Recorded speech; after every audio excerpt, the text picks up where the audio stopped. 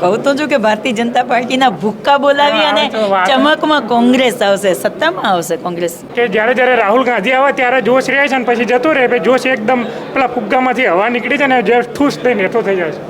આવું હું નથી માનતી. કારણ કે વચ્ચે રાહુલ ગાંધી આવે ત્યારે જોશ હતો, પછી એકદમ શાંત થઈ ગયો, હવે પાછો જોશ આવ્યો. એ અમારી પાર્ટીની જે ખામીઓ છે એની અમે ખુલ્લા મનથી ચર્ચા કરી છે. મતલબ ભક્તો વાત કરતા હતા કે સિંહની હારે ફોટો જોઈને એમ કહેતા હતા કે સિંહની હારે હાવજ છે તો સાપે પકડો તો ઝેરીલો, તો સાપ હારે સાપ છે એવું એ કહેવાનું ને. મોદીજી પોતે કહે છે કે હું સિંહ છું, 56 ઇંચની છાતીવાળો છું. રાહુલજીને તો જનતાએ જનનાયક બનાવ્યા છે. ભારતીય જનતા પાર્ટીનો એક રેપિસ્ટ MLA 3 વર્ષથી ફરાર છે. કેમ એને પકડવામાં આવીને સરઘસ કાઢવામાં નથી આવતું? ગુજરાત કોંગ્રેસ મજબૂત છે, એને થોડુંક પોલિશની જરૂર હતી. એ પોલિશ કરવા માટે રાહુલજી આવી ગયા છે. તો સમજો તમે કે એની ખુદની એટલી ઉત્સુકતા છે માનની રાહુલજીની કે ગુજરાતને કેવી રીતે વધારે મજબૂત બનાવીને બધાને એક સાથે રાખે. એવી ઉત્કૃષ્ટતા કોંગ્રેસના અત્યારના વર્તમાન સંગઠનમાં છે કે ગુજરાતને કેવી રીતે વધુ મજબૂત બનાવે છે. તો અત્યારે એવું શું છે કે ગુજરાતની જનતા કોંગ્રેસ ઉપર ભરોસો નથી કરતી? આવનારી કોંગ્રેસ કંઈક નવી કોંગ્રેસ હશે. કોંગ્રેસ છે, જનતા માટે લડતી આવે છે. જૂની હતી એ જનતાને નથી ગમતી એટલે 30 વર્ષ સુધી સત્તામાં નથી લાવવા દીધી. એવું તો હું ના કહું. તમે જો 2017 કંઈ બહુ દૂર નથી ગયું, એ પછી 22 દૂર નથી ગયું, એ તો સાવ નજીક છે. નમસ્કાર, ક્રાંતિ માર્ગથી હું વિમિત કુમાર. સાથીઓ, રાહુલ ગાંધી અત્યારે રાજીવ ગાંધી ભવન અમદાવાદ ખાતે પધારી ચૂક્યા છે. 2 દિવસની અહીંયા ગુજરાતમાં એમની મુલાકાત છે. એને લઈને કાર્યકર્તાઓનો અને નેતાઓનો મેળાવડો જામ્યો છે. આપણે પ્રગતિ આહિર સાથે વાત કરવાનો પ્રયાસ કરીશું કે રાહુલ ગાંધીની મુલાકાતને લઈને શું કહી રહ્યા છે. જી પ્રગતિજી, રાહુલ ગાંધી અહીંયા આવ્યા છે, શું લાગે છે કે સંગઠનની અંદર કોઈ નવા જૂની થવાની છે? સંગઠનની અંદર નવા જૂની કરતાં પણ હું એવું કહીશ કે આ પહેલો રાહુલજીનો એવો ઇન્સિડન્સ ગુજરાતની અંદર છે કે જે 2-વે કોમ્યુનિકેશનમાં ચાલે છે. એ એમના કાર્યકર્તાઓને, ગુજરાતના સંગઠનના નેતાઓને બધાને સાંભળવા માટે આવ્યા છે. ગુજરાતના અત્યારની જે પરિસ્થિતિ છે એને સમજવા માટે આવ્યા છે. સંગઠનના ફેરફારની વાત કે ઇલેક્શનની વાત કે એવી અત્યારે કોઈ પણ નથી થઈ. પણ જેમ કે અમે લોકો મિટિંગમાં બેઠા હતા તો એ જ ચર્ચા થઈ કે ગુજરાતને વધારે સારી રીતે મજબૂત કેવી રીતે કરી શકાય. પાછલા દિવસોમાં ગુજરાત મજબૂત હતું તો અત્યારે આપણને શા માટે જાકારો મળ્યો છે, તો એના માટેની ચર્ચા. મતલબ આવનારા દિવસોની અંદર સરકારમાં કેવી રીતે આવે એ બાબતે ચર્ચા નથી થઈ, ખાલી મજબૂત કેવી રીતે થાય એ બાબતે ચર્ચા થઈ. ચોક્કસથી હું તમને કહું છું કે જ્યારે માનનીય રાહુલ ગાંધીજીએ સંસદમાં એમનું પહેલું ભાષણ આપ્યું ત્યારે એમણે કહ્યું હતું કે 2027 में हम भाजपा को गुजरात में हराने जा रहे. તો એ ખાલી બોલવા ખાતર નહોતા બોલ્યા. રાહુલજીએ નક્કી કર્યું હતું, કેમ કે એ તાસીરને ઓળખતા હતા રાહુલજી ગુજરાતની. 2002થી કન્ટિન્યુઅસ ગુજરાત પ્રવાસે આવ્યા છે. 2017માં તો એટલો સરસ પ્રવાસ કર્યો હતો કે ભારતીય જનતા પાર્ટી 99 બેઠક ઉપર આવી ગઈ હતી અને અમે કોંગ્રેસનું ખૂબ સારું પ્રદર્શન રહ્યું હતું. તો એને બસ એ જ પહેલું હતું કે આપણે 2017 સુધી આટલા મજબૂત હતા ગુજરાતમાં. ગુજરાતની અંદર ઉદ્યોગો ઠપ થઈ ગયા છે, લોકોની બેકારીમાં વધારો થયો છે, મહિલાઓની સુરક્ષા નથી. તો અત્યારે એવું શું છે કે ગુજરાતની જનતા કોંગ્રેસ ઉપર ભરોસો નથી કરતી? તો એ ભરોસા માટે અને એના માટે આપણે શું કરી શકીએ એ ખાલી મને રિયલી એ વિશ્વાસ મતલબ ખુશી થઈ કે મારા રાષ્ટ્રીય નેતા જે જનતા માટે થઈને હજારો કિલોમીટરની પદયાત્રા કરે, જનતાના 5 ન્યાય લઈને બીજી યાત્રા કરે, અને એ પછી પણ આજે જ્યારે અહીંયા અમારા રાષ્ટ્રીય નેતા અહીંયા અમદાવાદના રાજીવ ગાંધી ભવનમાં જ્યારે ચેર ઉપર બેસીને વાત કરે ને તમને એવું લાગે કે તમે તમારા કાર્યકર્તાની સાથે વાત કરો છો, એક ફેમિલીના ડિસ્કશનની જેમ વાત કરો છો. તો આનાથી વધારે ખુશી કઈ હોઈ શકે કે આપણા રાષ્ટ્રીય નેતા કે જેને આખું ભારત એમને ખાલી એક ઝલક જોવા માટે કાંડું હોય, એ નેતા તમારી સાથે બેસી અને હેલ્ધી ચર્ચા કરે.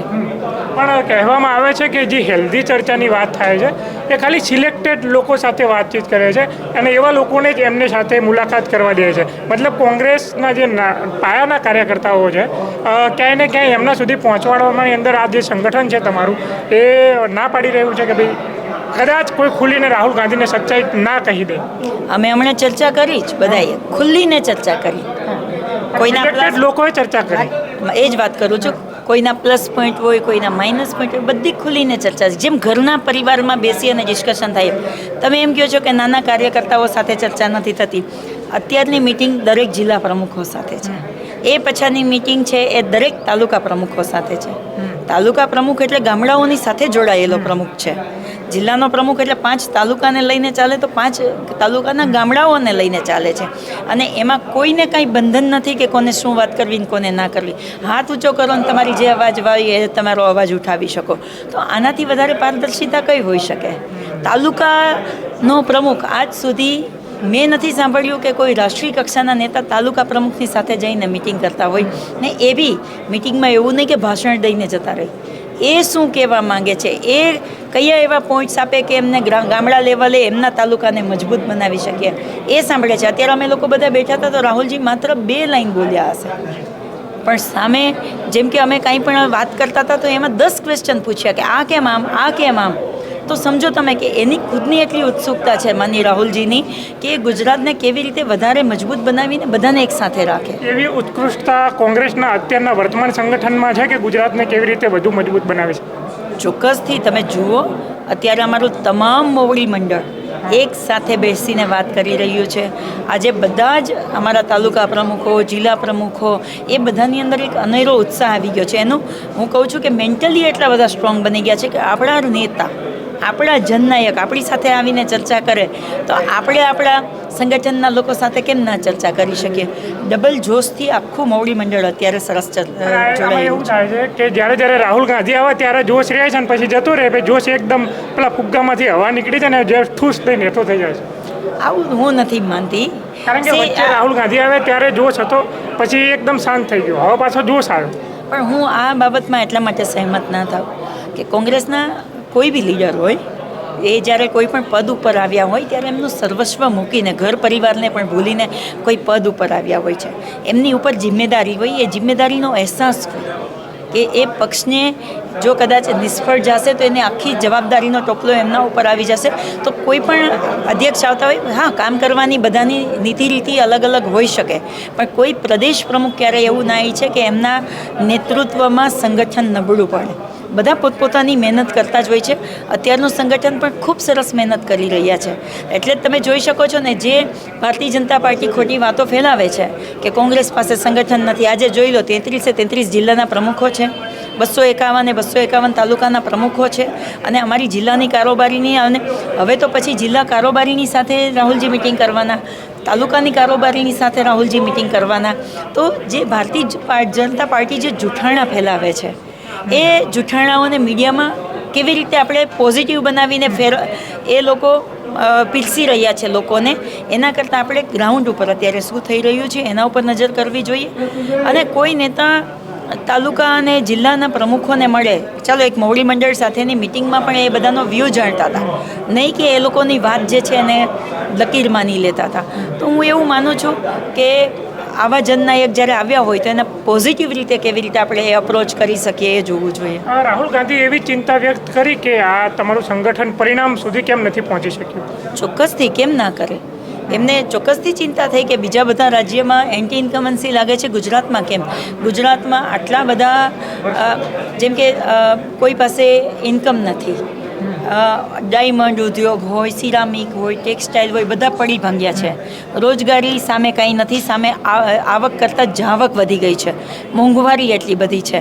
તો ગુજરાતની જનતાની આપણે મળી અને શું ચર્ચા કરી શકીએ કે સંગઠનને બનાવી શકીએ? કેમ કે રાહુલજીએ કહ્યું કે 2002થી તો કન્ટિન્યુઅસ ગુજરાતમાં આવે છે, ક્યારેય આવી પરિસ્થિતિ નથી જે હમણાં છેલ્લા ટૂંક સમયમાં આપણે જોઈ રહ્યા છે.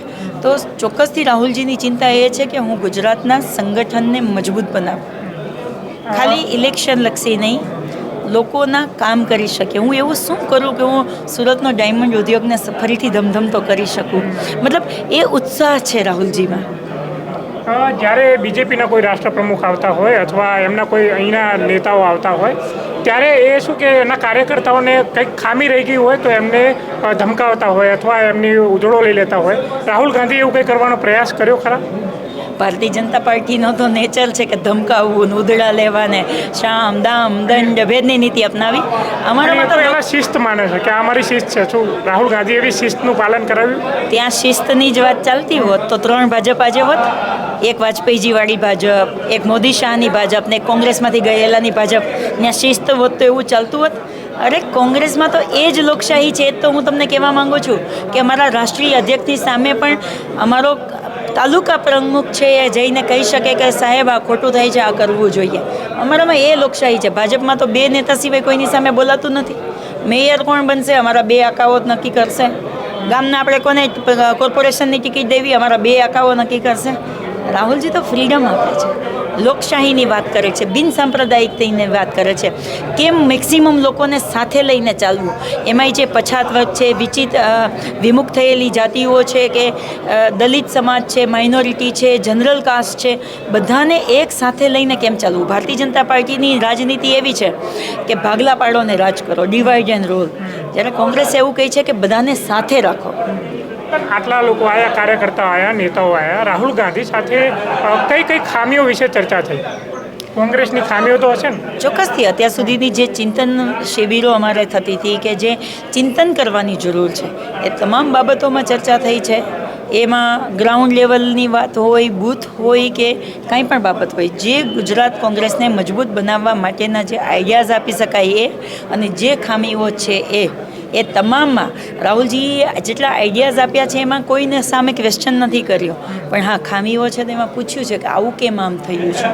તો એ વ્યક્તિની અંદર એ ઉત્સાહ છે કે મારે ગુજરાતના સંગઠનને કેમ મજબૂત બનાવવું અને છેવાડાના માનવી સુધી કેવી રીતે પહોંચવું. સંગઠનની અંદર કોઈ ઉલટફેર જોવા મળશે કે પ્રમુખ બદલાશે અથવા બીજી કોઈ હોદ્દાઓને લઈને કોઈની સાથે બદલાવણ કરશે? એ તો અમારું જે મોવડી મંડળ છે એ બધું ડિસિઝન લેતા હોય છે. હું જ્યાં સુધી માનું છું ત્યાં સુધી ગુજરાત કોંગ્રેસ મજબૂત છે. એને થોડુંક પોલિશની જરૂર હતી, એ પોલિશ કરવા માટે રાહુલજી આવી ગયા છે. તમે કહ્યું કે રાહુલજી આવે એટલે ઉત્સાહ વધે અને પછી જતા રહી તો જતો રહી. તો આવતી 8-9 તારીખે કોંગ્રેસનું અધિવેશન છે. રાહુલજી હવે ગુજરાતમાં જ રહેવાના છે. એમણે ગુજરાતને એક રીતે તમે જુઓ તો ગુજરાતને પણ એમનું ઘર માન્યું છે. ગુજરાત સાથે ઇમોશનલી એમનું અટેચમેન્ટ જોડાયેલું છે રાહુલજીનું. તો હું ચોક્કસથી એવું માનું છું કે ગુજરાત કોંગ્રેસ આવનારા દિવસોમાં મજબૂતીથી ઊભા છે ને ત્યારે તમે જેમ કહેશો કે રાહુલજીના આવવાથી ગુજરાત કોંગ્રેસમાં ફરક તો પડ્યો છે. આ પોલીસના ચમક રાહુલ ગાંધી આવ્યા પછીની જે ચમક છે આ ક્યાં સુધી રહેશે? હું એવું માનું છું કે 2027ની વિધાનસભામાં આ ચમક તમને દેખાશે કે ભારતીય જનતા પાર્ટીના ભૂક્કા બોલાવી દેશે. સત્તામાં આવશે ખરી? કહું તો છું કે ભારતીય જનતા પાર્ટીના ભૂક્કા બોલાવી અને ચમકમાં કોંગ્રેસ આવશે. સત્તામાં આવશે કોંગ્રેસ, ડેફિનેટલી સત્તામાં આવશે. ગુજરાતમાં એક મહિલા તરીકે હું કહું છું કે જે ગુજરાતમાં રાતે 2 વાગે કોઈ મહિલા નીકળતી હોય તો બેકઓફ થઈને નીકળતી હતી, એ ગુજરાતમાં 4થું ભણતી દીકરીઓને દારૂ પીવડાવીને રેપ થાય, 5મું ભણતી દીકરીને રેપ કરી અને એમને મારી નાખે એમનો આચાર્ય. અને જસદણનો કિસ્સો આપણને સૌને ખ્યાલ છે. આપણા ગુજરાતમાં મણિપુર જેવી ઘટના થાય કે પાયલ ગોટીને એમનું સરઘસ કાઢવામાં આવે. આવું મારું ગુજરાત ક્યારેય નહોતું મહિલાઓ માટે.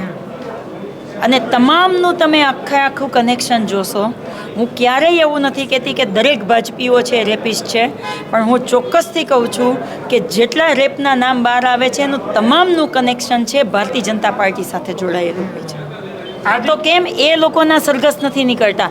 ભારતીય જનતા પાર્ટીનો એક રેપિસ્ટ MLA 3 વર્ષથી ફરાર છે, કેમ એને પકડવામાં આવીને સરઘસ કાઢવામાં નથી આવતું? કેમ આ નાની માસૂમ દીકરીઓને પીખી નાખનારાઓના સરઘસ નથી નીકળતા?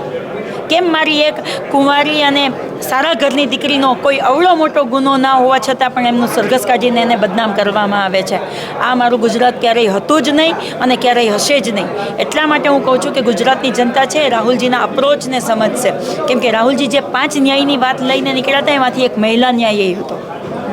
અને એટલા માટે મહિલાઓ છે એ રાહુલજીને આશીર્વાદ આપશે. તમે જુઓ, હું તો એવું માનું છું કે ભારતભરના કદાચ એક જ લીડર એવા છે, રાષ્ટ્રીય નેતા, કે જેને મહિલા એમનો હાથ પણ ખુશીથી પકડી શકે, એમને ગળે પણ લગાવી શકે અને એમના માથે પણ હાથ ફેરવી શકે. તો આ એ લીડર છે રાહુલજી, કે જેની પાસે કોઈ પણ મહિલા બેખોફ રીતે જઈ શકે ને એને ખબર છે કે હાથ પકડશે તો બેન રીતે પકડશે, ગળે લગાવશે તો એની મમ્મીની જેમ લગાવશે અને આશીર્વાદ લેશે તો એમના વડીલોની જેમ આશીર્વાદ આપશે.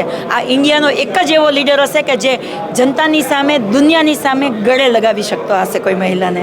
મોદીજી એમ કે એવો લીડર તો હું છું, સિંહ પણ એમને ગળે લગાવે છે.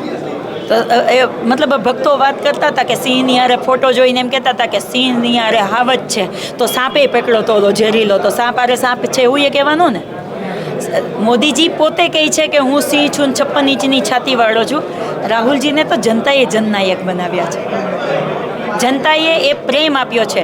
અમારે કોઈને ભારત જોડો યાત્રામાં જઈને રાહુલજીને કહેવું નથી પડ્યું કે બેનો મને આવીને ગળે મળો કે મારો હાથ પકડો, કે અમારે કોઈ મામલતદારો કે ગવર્મેન્ટ સર્વન્ટોને કહેવું નથી પડ્યું કે તમે બસ ભરીને આવો.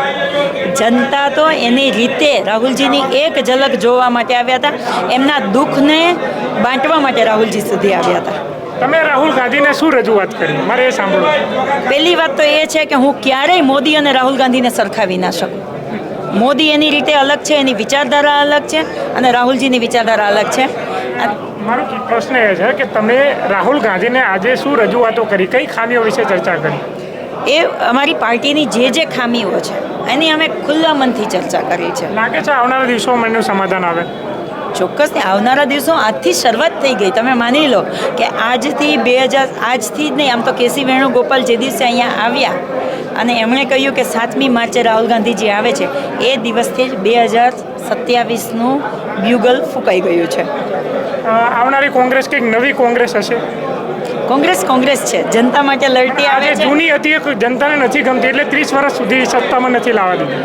એવું તો હું ના કહું. તમે જો 2017 કંઈ બહુ દૂર નથી ગયું, એ પછી 22 દૂર નથી ગયું, એ તો સાવ નજીક છે. પણ એ પછી જે ભારતીય જનતા પાર્ટી વાત કરતી હતી કે અમે 5 લાખને પાર બધી સીટો જીતીશું, 26માંથી 26 જીતીશું, એમાં અમારા ગેનીબેન છે સાંસદ તરીકે બનાસકાંઠામાંથી ચૂંટાઈને આવ્યા, અને એકેય સીટ લગભગ એકાદી સીટને છોડીને એકેય સીટ એવી નથી કે 5 લાખને પાર ગયા હોય.